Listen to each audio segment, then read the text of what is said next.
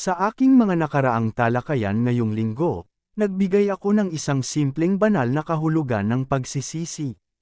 Sinabi ko na ang pagsisisi ay may dalawang aspeto. Una, isang panloob na pagbabago ng kalooban, isang pagbabago ng ating isipan tungkol sa paraan ng ating pamumuhay. Pangalawa, isang panlabas na pagbabago ng kilos, pagtalikod, paghinto sa sariling daan, pagharap sa Diyos, at pagsasabing, Diyos, patawarin mo ako sa aking pamumuhay. Sinubukan kong patakbuhin ang aking sariling buhay. Ngayon, handa na akong makinig mula sa iyo at gawin ang iyong ipinag-uutos. Iyan ang pagsisisi. Ipinaliwanag ko rin kung bakit kailangan nating lahat na magsisi.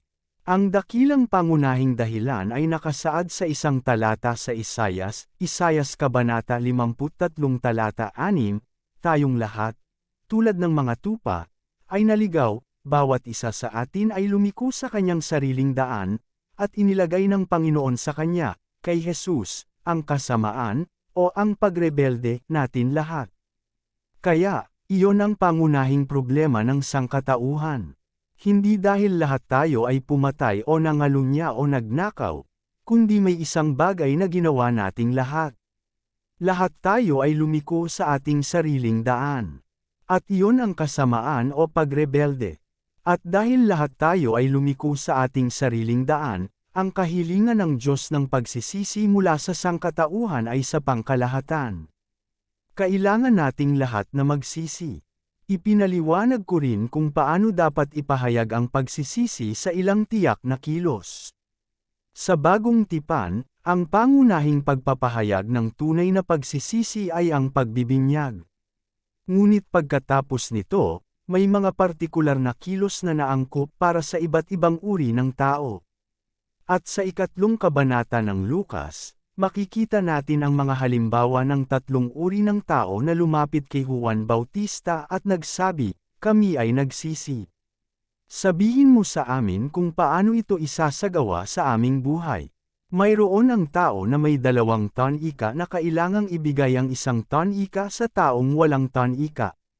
Mayroon ang maniningil ng buwis na kailangang maging patas at hindi gaaman sa pangungulekta ng buwis. Mayroon ang sundalo na kailangang hindi gumamit ng karahasan o pananakot at maging kontento sa kanyang sahod. Ang pagiging kontento sa ating sahod ay hindi isang bagay na karaniwang makikita sa maraming bahagi ng modernong lipunan.